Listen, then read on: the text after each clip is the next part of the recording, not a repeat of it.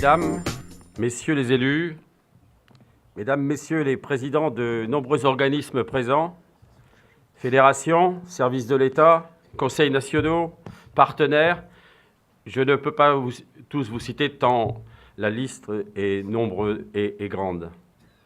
Chers adhérents, chers amis, bienvenue à vous tous à Saint-Nazaire, dans cette agglomération, ce département, cette magnifique région. Je tiens à m'adresser en premier lieu à tous ceux qui nous font l'immense plaisir de nous accueillir aujourd'hui, à tous ceux qui ont soutenu notre projet avec autant de vigueur et de conviction, à tous ceux qui ont ainsi contribué à la mise en place de cet important événement. Je tiens, avant toute autre chose, à leur exprimer mes plus vifs remerciements. Merci aussi à tous ceux qui ont souhaité partager avec nous ce moment de dialogue et de réflexion. J'espère que ces 2 jours répondront à vos souhaits et vous apporteront les éclairages et les informations que vous attendez.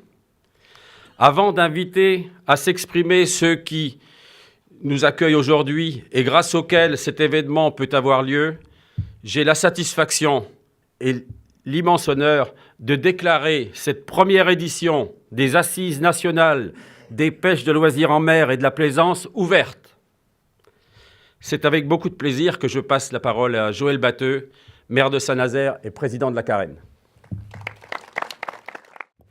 Monsieur le Président, Mesdames et Messieurs les présidents, les responsables de la pêche de loisirs en mer et la plaisance, d'abord je voudrais saluer le Président et surtout sa décision de tenir votre Assemblée à Saint-Nazaire. Nous avons longuement discuté des avantages que la ville de Saint-Nazaire pouvait offrir pour une pareille réunion.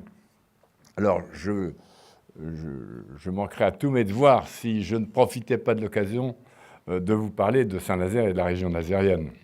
C'est un peu dans ces circonstances-là, le maire se transforme, prend un peu une casquette de président de syndicat d'initiative.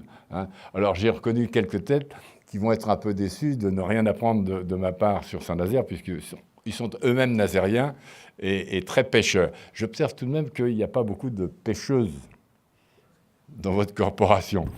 Enfin, ça viendra, je suppose, puisqu'il y a bien d'autres secteurs où les femmes ont pris des places très importantes. Alors, Saint-Nazaire, c'est quoi? Eh bien, c'est une ville, d'abord, il faut retenir que c'est une ville qui a été créée pratiquement de toutes pièces. Il y avait ici un village qui abritait des pilotes et des lamaneurs au milieu du 19e siècle. Donc, c'est une ville qui a un siècle et demi.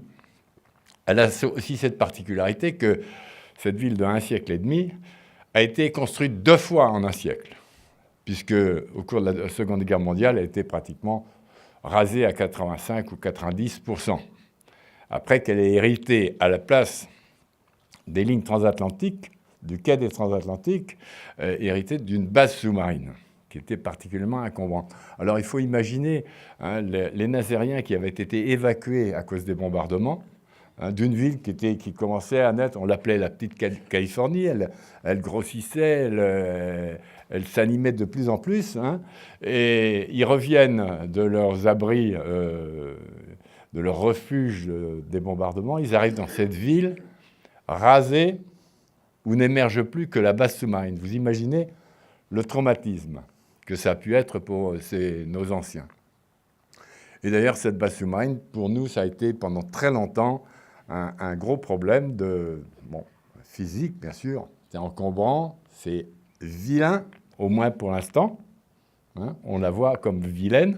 Peut-être que demain, on la regardera comme on regarde aujourd'hui les fortifications de Vauban. Je dis souvent aux Nazériens que les gens de Palais à Belle-Île, que vous connaissez tous sans doute, au moment où on a construit, où Vauban a construit la citadelle, je ne suis pas certain que les gars de Belle-Île, ils étaient ravis, parce qu'ils savaient bien que ça allait leur tomber sur la tête. Si on faisait une forteresse, c'est qu'elle allait être attaquée et qu'ils seraient dessous. Et donc, aujourd'hui, on s'extasie devant les monuments de Vauban, les fortifications de Vauban. Je n'exclus pas que d'ici quelques dizaines d'années, on regarde la base sous-marine de Saint-Nazaire comme un monument de même nature que les bases de Vauban. Et d'ailleurs, j'observe que toutes les villes qui ont hérité, entre guillemets, de bases sous-marines, aucune n'a détruit ces bases sous-marines. Ni Bordeaux, ni Royan, ni La Roche, ni la Palisse. Personne n'a osé s'attaquer à ça.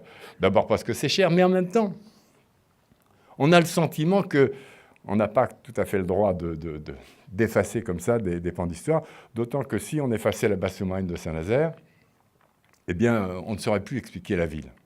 On ne saurait plus expliquer. Alors que c'est le centre de gravité géographique et historique. Donc, nous sommes une ville à la mer. C'est le thème que la définition, non pas une ville de bord de mer, mais une ville à la mer qui vit en grande partie de la mer, avec une particularité, c'est que cette ville, au milieu du 19e siècle, elle a été peuplée par des ruraux. Peuplée par des ruraux. Il n'y avait presque personne ici. Il y avait quelques marins, mais ce sont des gens qui sont venus des campagnes profondes hein, de Bretagne, de Vendée. Bon. Et pour eux, la mer, c'était... À l'époque, on voyageait peu, on n'allait pas au bord de la mer. Et pour eux, c'était un milieu hostile.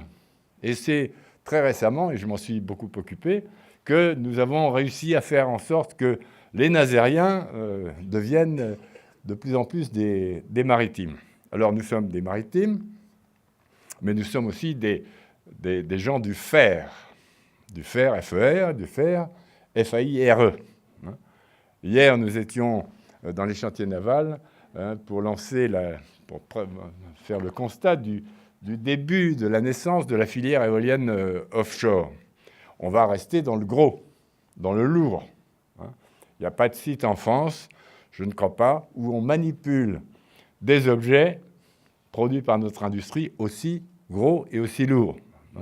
Dans les éoliennes, pratiquement, le plus petit morceau qui est la turbine et la nacelle qui surmonte le mât, c'est 450 tonnes. Demain, les fondations de ces éoliennes en mer feront la hauteur du tablier du pont de Saint-Nazaire. On en stockera une trentaine, puisque c'est une activité saisonnière que la pose des éoliennes en mer. On ne va pas poser des éoliennes en mer en plein hiver dans les tempêtes. Donc, on fabrique l'hiver et puis on pose l'été. Donc, le paysage de Saint-Nazaire va changer. Alors, c'est une histoire longue, enfin, pas très longue, mais agitée tout de même que l'histoire de Saint-Nazaire. Un événement considérable depuis... disons, 20 ans, c'est le fait que Nantes et Saint-Nazaire, qui se regardaient jusqu'à présent en chien de faïence, aujourd'hui, travaillent vraiment de manière très solidaire, avec naturellement la région. Je salue Mme Lonen, conseillère régionale, avec qui j'ai travaillé quand j'étais à la région. Et aujourd'hui, nous avons constitué la métropole Nantes-Saint-Nazaire, et nous travaillons sur tous les sujets, presque en parfaite harmonie. Alors, naturellement, il y a quelques moments où on n'est pas totalement d'accord, mais nous travaillons en belle harmonie. Et je pense que nous sommes en train de constituer une métropole d'une nature très nouvelle, puisque jusqu'à présent, les métropoles, c'était des agglomérations par développement concentrique, alors que nous sommes une métropole très dispersée dans l'espace. Et alors, ça peut être un inconvénient, mais pour nous, je considère que c'est un avantage. Parce que les temps de déplacement, dans les grandes métropoles, que vous preniez Lyon ou Lille, ou Paris, j'en parle pas, Londres, j'en parle pas, simplement pour traverser Lyon ou Lille, on met plus de temps que pour passer des parcs à huîtres de la région de Pornic. Je salue le maire de Pornic, Monet Boinec, pour passer des bandes d'huîtres de Pornic jusqu'au premier rayon du Muscadet, dans les environs de grands lieux. C'est le temps qu'il faut pour traverser Lille ou Lyon. Et donc, on offre comme ça une diversité de conditions, de situations de vie au choix. On peut habiter la grande ville, on peut habiter la ville moyenne à la mer qui est Saint-Nazaire, on peut habiter sur la côte, on peut habiter en Brière, et tout ça nous permet d'aller travailler à Nantes, à Saint-Nazaire, pratiquement indifféremment. Ici, il faut retenir, je sais que l'image de Saint-Nazaire est encore très présente, hein, et les médias ne nous arrangent pas toujours. Enfin, ça commence à bouger. Mais on se souvient d'une ville de tension, d'une ville de lutte, d'une ville de bagarre. Eh bien, c'est complètement faux. Alors, il y en a eu, bien sûr, mais depuis une vingtaine d'années, il n'y en a pas plus qu'ailleurs. Et au contraire, c'est une ville où aujourd'hui, tous ceux qui sont portés vers la production, qui veulent faire bouger l'économie, qui veulent faire bouger les entreprises, être dans l'innovation, se sont réunis. De partout, la chambre de commerce, les entreprises, la ville, les élus, tout ça fonctionne de manière très harmonieuse. Et ce qui surprend d'ailleurs beaucoup de nos industriels ou entreprises qui viennent s'installer ici, qui au départ se disent « Oh là, s'installer à Saint-Nazaire, non, ça va être dur, ils ne sont pas fins ces gars-là ». Et quand ils arrivent, ils découvrent qu'entre la chambre de commerce, la communauté d'agglo, la ville, la région, le département, tout le monde se réunit pour faire en sorte qu'ils soient accueillis de la meilleure manière possible. Alors, ici, la tradition, c'est la solidarité et le travailler ensemble. On dit toujours « l'union fait la force ». Bon, c'est le cas à Saint-Nazaire, je crois, en grande partie. Et puis, c'est sans doute aussi votre recherche, Monsieur le Président. Hein, l'union fait la force. Voilà, je vous souhaite une bonne journée et puis des travaux fructueux pour faire en sorte que la pêche en mer et la plaisance soient confortées par vos initiatives.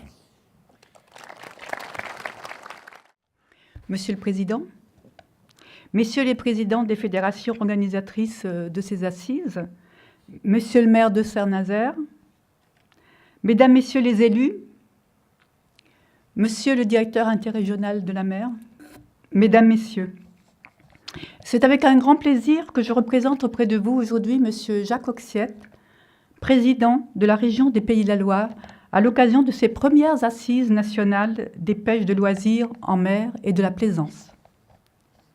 Je vous souhaite la bienvenue dans notre région. Monsieur Batteux vous a souhaité la bienvenue à Saint-Nazaire, moi c'est dans toute la région. Une région que je me permets de dire que vous n'avez certainement pas choisie par hasard. En effet, avec son littoral qui s'étend sur près de 450 km, la région des Pays de la Loire conduit une politique volontariste forte en faveur du développement et de l'excellence de son économie maritime. Qu'il s'agisse de la vie de la filière halieutique ou qu'il s'agisse du développement de la filière de la navigation de plaisance ou celle du tourisme, on peut dire que la pêche de loisirs en mer embrasse ces trois filières et nous savons que votre activité a un poids économique et sociologique certain.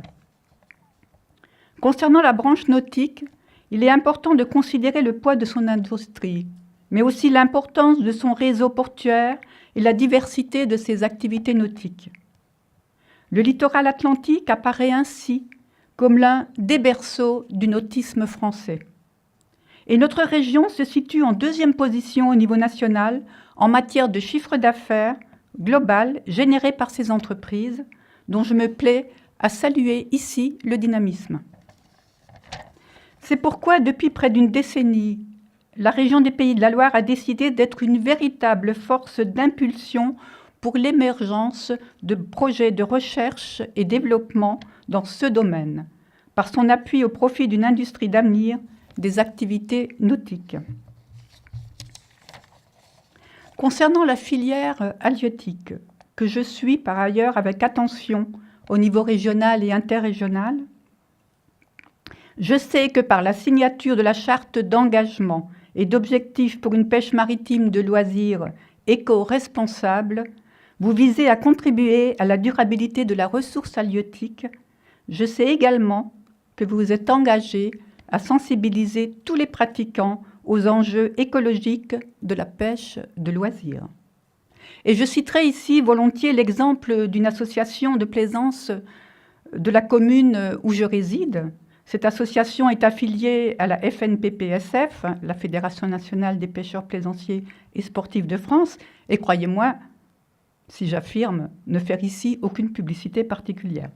Cette association organise depuis plusieurs années des sorties découvertes de l'estran pour les élèves des écoles de la commune, mais aussi en direction des adultes pendant la saison touristique.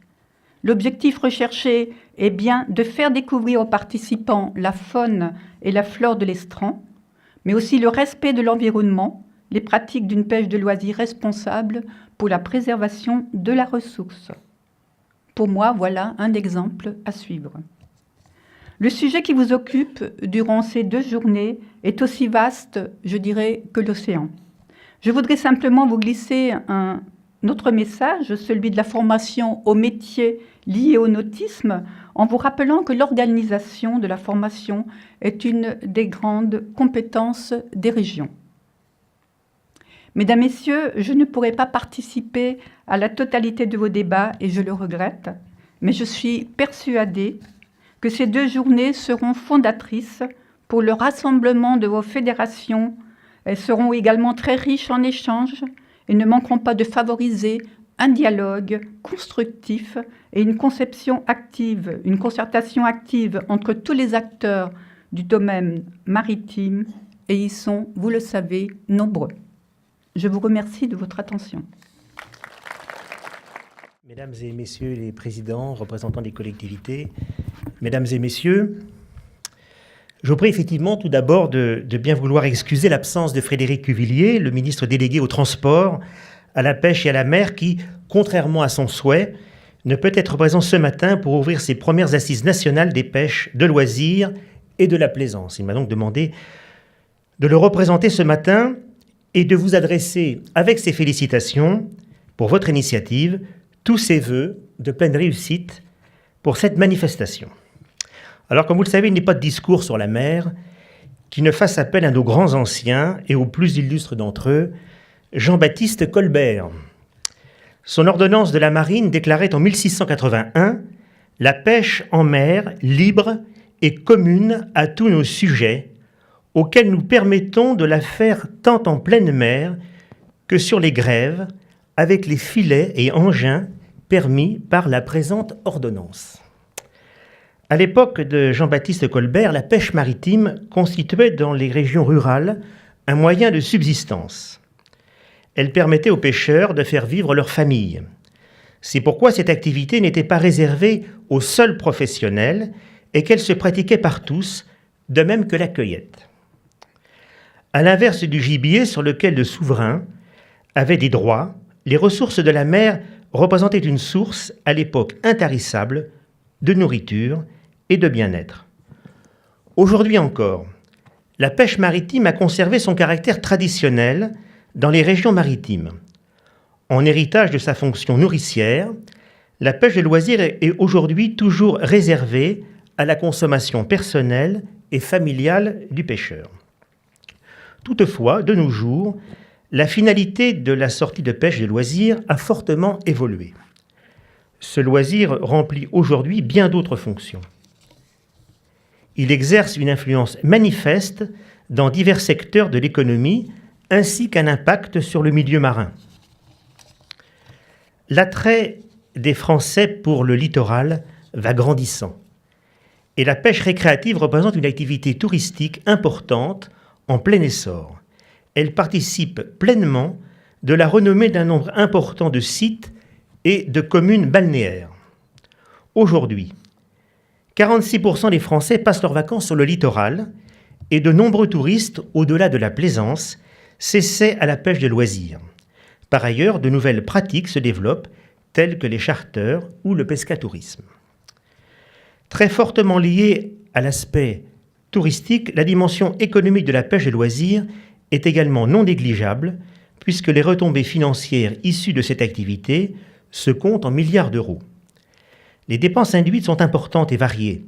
Dépenses de bouche et d'hébergement, mais aussi achat de matériel spécialisé, de revues, location d'embarcations, etc. Il existe ainsi un secteur d'activité spécialisé dans la pêche de loisirs, qu'elle s'exerce à pied, à partir d'une embarcation ou à l'aide d'un équipement sous-marin. Et notre région est bien placée pour en témoigner puisqu'elle accueille chaque année à Nantes le Salon européen des pêches en mer, dont le succès grandissant témoigne de l'engouement pour cette activité. La pêche de loisirs fait donc partie intégrante du tourisme côtier moderne. Il est l'une des activités maritimes qui participe pleinement au développement durable des territoires au sens économique, environnemental, social et culturel. Devenu une activité en fort développement quantitatif sur certaines façades maritimes, l'environnement marin et littoral se voit parfois fortement impacté, voire dégradé par la surfréquentation d'espaces souvent très sensibles, ou par des pratiques ne prenant pas en compte les enjeux du maintien du bon état écologique de l'écosystème marin et littoral. Certains comportements de nos concitoyens ne respectent ni la faune, ni la flore sauvage, alors même que tous aspirent à bénéficier d'un rivage en bon état environnemental. Chacun s'accorde à regretter le parking sauvage sur la dune, les pratiques de retournement des pierres, les techniques de pêche destructrices, les rejets, etc. Autant de comportements contre lesquels doivent aujourd'hui lutter les autorités, tant locales que nationales. Enfin, et de surcroît, des problèmes liés à la santé et à la sécurité maritime peuvent s'ajouter lorsque les pêcheurs ne respectent pas certaines règles de base. Par ailleurs, cette activité est difficile à caractériser et à renseigner, car elle renvoie le plus souvent à des pratiques nomades, dispersées et très hétérogènes, pour lesquelles les informations sont rares. C'est pourquoi il apparaît qu'un des enjeux fondamentaux pour cette activité est un enjeu de connaissance. Connaissance des pratiques en matière d'engins, de capture, de localisation, mais également connaissance socio-économique, nombre et profil de pratiquants, activités économiques induites. Enfin, connaissance des impacts de ces activités sur les milieux et les écosystèmes. Cet enjeu est important pour la prise en considération de cette activité dans le cadre plus général de la mise en œuvre de politiques publiques nationales, telles que la stratégie nationale pour la mer et le littoral, à la préparation de laquelle vos fédérations ont participé à l'occasion des assises qui se sont tenues au premier semestre de cette année. Il l'est également pour la mise en œuvre de politiques communautaires et nationales, telles que la politique commune de la pêche ou celle de la directive cadre portant stratégie pour le milieu marin, pilier environnemental de la politique maritime intégrée, ainsi que la directive Habitat-Faune-Flore et la stratégie des aires marines protégées, politique dont la vocation est notamment d'améliorer la durabilité des activités en réduisant leurs impacts sur l'environnement marin. Améliorer la connaissance est un préalable à une meilleure gestion des activités. Enfin, seule une bonne connaissance de cette activité permettra à ses pratiquants de s'insérer pleinement dans l'élaboration des plans nationaux au titre de la directive de planification spatiale maritime actuellement en discussion à Bruxelles. Cet enjeu de connaissance, nous devons le partager. C'est pourquoi il me semble indispensable que dans le cadre des travaux menés dans la charte pour une pêche de loisirs éco-responsable, les fédérations de pêche et de plaisance signataires participent activement à l'élaboration d'un outil de suivi permettant de collecter la donnée la plus fiable possible et la plus utile à tous. Comme les signataires de la charte l'ont également reconnu, il est indispensable de procéder à une sensibilisation accrue des pratiquants, tant en ce qui concerne la connaissance de leur activité et de ses impacts qu'en matière de réglementation, laquelle est parfois mal connue, et de bonnes pratiques. Outre la communication intentionnelle du ministère, les 5 fédérations signataires de la charte ont largement communiqué autour des mesures retenues dans le cadre de la charte et sensibilisé leurs pratiquants. Les actions de communication, presse généraliste et spécialisée, sites internet, forums, affiches, réglementations internes, chartes déontologiques, partenariats avec les aires marines protégées et le Conservatoire du littoral, à l'initiative des fédérations et des associations qui le composent, ont été très nombreuses. L'information auprès des membres, mais aussi de tous les pratiquants, a été faite grâce au concours de tous les bénévoles adhérents aux fédérations signataires de la charte. Aujourd'hui, la plupart des pratiquants ont été informés et ont pris connaissance des mesures sur le marquage comme sur les tailles minimales de capture récemment introduites. Le rôle joué par les fédérations s'est avéré déterminant pour expliquer le sens des mesures retenues et les faire connaître et accepter par une majorité de pêcheurs en mer. Ces actions de communication et d'information doivent perdurer et se voir renforcées, notamment par une rénovation du site déclaré pêché, en vue d'une gestion plus souple, plus conviviale et plus rapide des contenus informatifs du site, et qu'un lien soit fait avec les réglementations locales. Nous faisons face également à des enjeux réglementaires.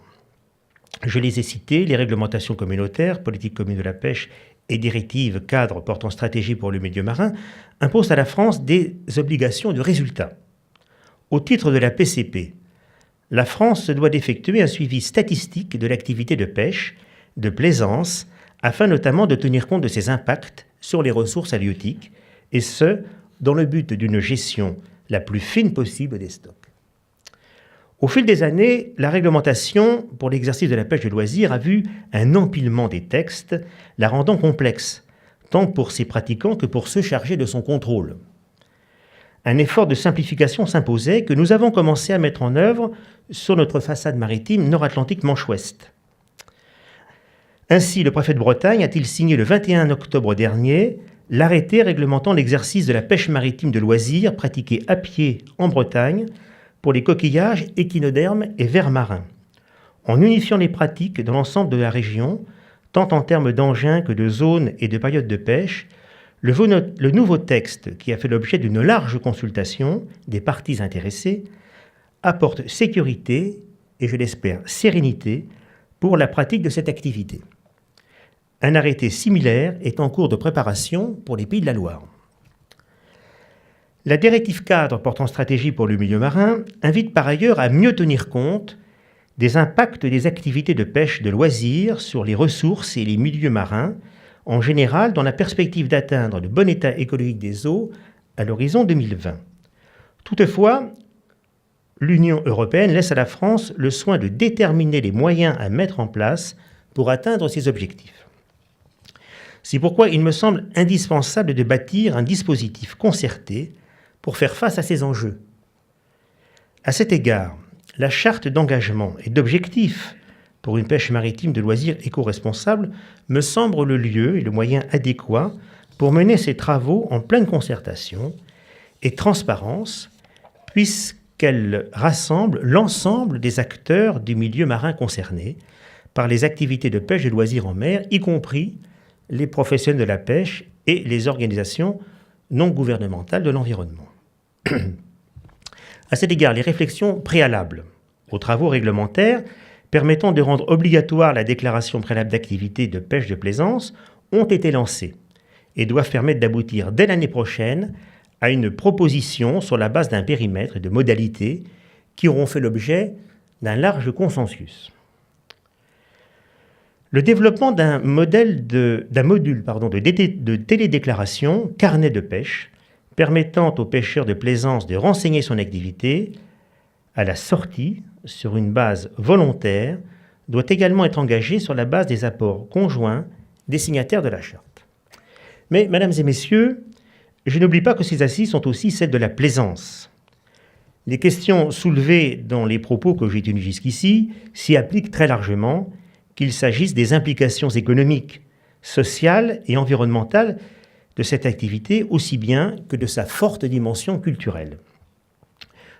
Ne souhaitant pas alourdir ma présentation, je laisserai aux débats qui vont se tenir à partir de maintenant le soin de les approfondir, et à mes collègues du ministère ici présents, et que je salue, celui d'y répondre avec toute l'autorité requise. Pour ma part, et pour conclure ce discours, vous me permettrez de délaisser un instant l'inévitable rigueur de la réglementation pour laisser les derniers mots au poète, avec ces quelques vers extraits du bateau ivre d'Arthur Rimbaud. J'aurais voulu montrer aux enfants ces dorades du flot bleu, ces poissons d'or, ces poissons chantants. Des écumes de fleurs ont bercé mes dérades et d'ineffables vents m'ont ailé par instants. Mesdames et messieurs, je vous remercie de votre attention. Merci à vous, Madame la Présidente, Monsieur le maire, Monsieur le vice-président, pour vos paroles d'accueil et dans cette agglomération de Saint-Nazaire, le département de Loire-Atlantique et de région Pays de la Loire. Je voudrais, avant de continuer, excuser Monsieur Philippe Grosvalet qui n'a pas pu être présent parmi nous et qui avait prévu d'y être. Merci à vous, Monsieur Vermeulen, pour ce discours qui, quelque part, est plein d'espérance. Et donc, remercions le ministre que vous représentez. Merci. Donc, vous l'avez bien compris, ce n'est pas un hasard si ces premières assises se tiennent ici. C'est le résultat d'une collaboration et d'un soutien sans faille depuis plus d'1 an que je tiens à saluer ici. Il y avait une vraie légitimité à tenir notre première édition dans ce territoire atlantique, symbolique, au cœur d'une grande région ouest, Bretagne, Pays de la Loire, Poitou-Charentes, qui témoigne de l'excellence des filières nautiques et halieutiques et touristiques que notre fédération, nos membres et nos participants, nos pratiquants des pêches de loisirs en mer, de la plongée sous-marine et plus généralement de la plaisance, soutiennent à travers leur activité préférée. Merci aussi à nos partenaires du secteur professionnel qui nous accompagnent dans cette manifestation et qui, comme nous, sont attachés au développement harmonieux des activités nautiques et halieutiques et à celui des filières concernées. Les 5 fédérations organisatrices qui vont intervenir au cours de cette séance d'ouverture tiennent à vous exprimer leur satisfaction et leur joie de vous voir aussi nombreux lors de ces premières assises. Tout le travail, toute la réflexion menée en commun depuis des mois sur ces thématiques de la pêche de loisirs et de la plaisance ont permis de mettre en place cet événement qui nous réunit tous aujourd'hui à Saint-Nazaire. La Fédération d'études et de sports sous-marins, la Fédération française de pêche en mer, la Fédération chasse sous-marine passion, la Fédération nationale des pêcheurs plaisanciers et l'Union nationale des associations de navigateurs sont des fédérations représentatives et incontournables qui participent pleinement au développement de la filière des pêches de loisirs en mer et de la plaisance. Notre crédibilité, notre image, notre capacité de mobilisation, le contenu de notre discours et notre pugnacité pour défendre nos valeurs, portées individuellement ou collectivement, sont reconnus par tous. Le nombre d'adhérents de nos fédérations, près de 300 000, et les résultats indiscutables de nos actions témoignent de notre notoriété et de notre efficacité. La charte de loisirs pour une pêche en mer éco-responsable, dont les 5 fédérations sont signataires, en est un parfait exemple. Nos sites internet, nos revues, toutes nos communications vers les adhérents, notre présence dans les différents salons, notre participation aux groupes de travail institutionnels nationaux, européens et internationaux, la reconnaissance d'interlocuteurs privilégiés de l'État illustre de manière forte la place prise par nos fédérations dans la dynamique d'une pêche maritime de loisirs et d'une plaisance éco-responsable, exprimée notamment dans la charte signée en commun en juillet 2010. Nos fédérations sont conjointes et solidaires pour peser ensemble de tout leur poids et faire aboutir nos valeurs, nos revendications, notre vision d'une pêche maritime et d'une plaisance éco-responsable. Paradoxalement, il n'y avait pas de grands rendez-vous récurrents qui illustrent cette thématique des pêches de loisirs en mer et de la plaisance sous l'autorité du collectif des fédérations. Aujourd'hui, ces 5 fédérations concernées se retrouvent avec l'ensemble des partenaires de la filière pour faire avancer de manière très significative le débat, pour animer un grand rassemblement, pour témoigner du poids économique et sociologique de l'activité des pêches, du poids économique et sociologique de l'activité des pêches de loisirs en mer et de la plaisance, pour expliquer et illustrer nos valeurs et nos actions. En un mot, prendre l'initiative. C'est l'objet de ces premières assises nationales. Nous serons environ 250 personnes à participer à ces assises. Les adhérents des fédérations ici présents ont tous dans leur association des responsabilités. Ils s'investissent et travaillent pour défendre les idées, les valeurs dont nous allons débattre pendant 2 jours, notamment à partir des travaux réalisés en commun par les 5 fédérations, dont les rapports seront présentés en introduction à chaque séance plénière. Merci à vous d'être là et que ces 2 jours de travail soient porteurs d'espoir pour cette activité de loisir à laquelle nous sommes tous attachés. Merci. Mesdames et messieurs, bonjour. Bon, je n'avais pas vraiment prévu de faire un discours, puisqu'on n'a pas prévu que j'interviendrai. Mais enfin, c'est pas grave. Moi, je Je voudrais dire un seul mot, c'est prise de conscience. D'abord, prise de conscience, parce que si je ne vais pas faire l'ancien combattant, mais si je me rappelle 55 ans en arrière, mes premières parties de pêche accompagnées de mon père sur les bords de l'eau, j'avais qu'une seule idée en tête, c'était de me dire « Ah, qu'est-ce que j'aimerais vider la mer !» J'avais qu'envie, c'est de pêcher, avec les moyens que nous avions à l'époque, les palangrottes, les fils de 60 centièmes et autres hameçons énormes. Et quand je regarde tout ça, je me dis, mais qu'est-ce que nous avons avancé quand même? Qu'est-ce que notre sport loisir a évolué? Comment en sommes-nous là aujourd'hui à faire des assises, à signer des chartes, à se rendre compte que la mer n'est pas inépuisable, à se dire et à se responsabiliser, à employer des termes comme éco-responsable? Est-ce qu'il y a 55 ans de cela, vous pensiez, vous, pour ceux qui ont l'âge d'y penser, qu'on aurait pu évoluer dans ce sens-là? Quoi nous demander de plus à nous, pêcheurs de loisirs? Moi, quand je regarde les footballeurs, les basketteurs, les volleyeurs, tout un tas de sports loisirs aussi, je me dis, mais c'est bien, mais ils n'ont pas évolué par rapport à nous. Nous, on a appris à mesurer les poissons. On a appris à ne plus laisser des boîtes d'appât sur les bords de mer. On a appris à respecter les milieux marins. On a appris aussi à comprendre et à protéger tout cet écosystème. Donc aujourd'hui, on a signé une charte.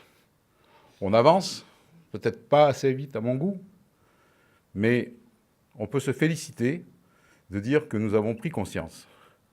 Et c'est aujourd'hui l'apothéose de cette prise de conscience qui fait que tout à chacun, vous allez ressortir de ces assises grandis, parce que vous avez, vous aussi, participé à défendre notre sport loisir et à aider vos fédérations.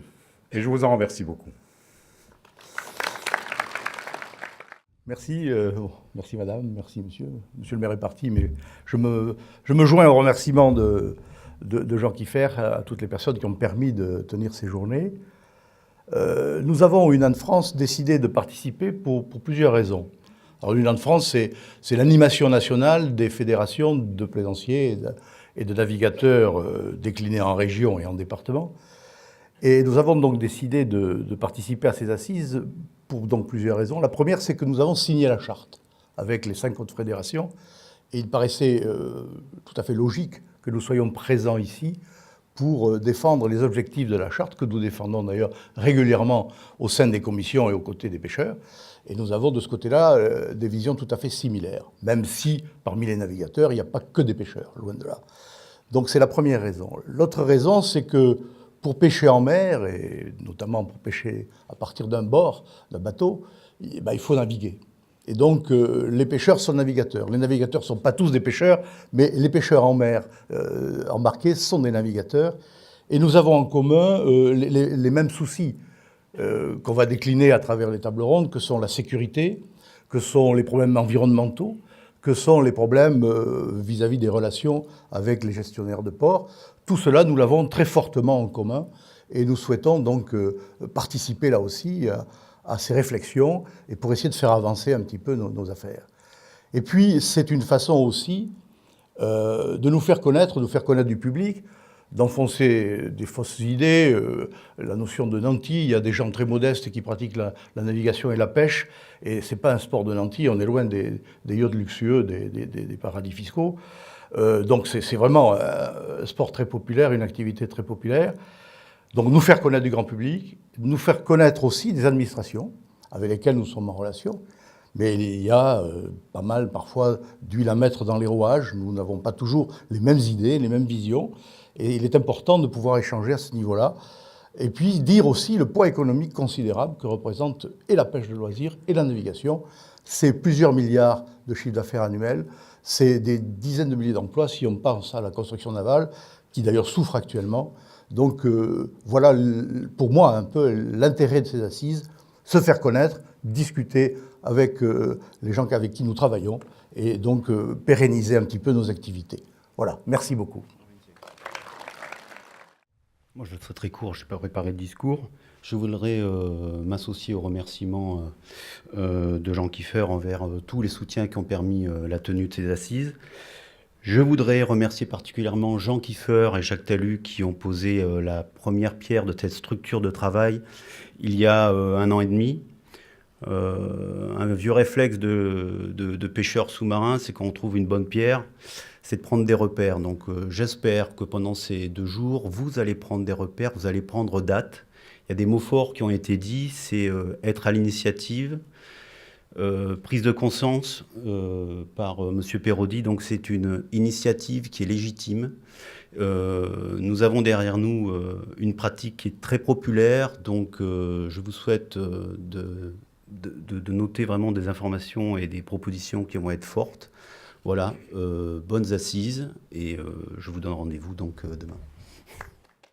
Madame la Présidente, Messieurs les Présidents, chers participants à ces assises, je crois que le maître mot, effectivement, de notre rencontre, c'est le souci partagé de la ressource, de la mer, et de la prolongation, de la facilitation de nos diverses activités, qu'il s'agisse de plaisance, qu'il s'agisse de problématiques liées aux installations portuaires, qu'il s'agisse de développement durable, de respect de l'environnement, qu'il s'agisse de bonnes relations, de relations citoyennes entre nous, mais aussi avec les professionnels et avec les corps constitués. Je crois que nous avons intérêt à être tous ensemble.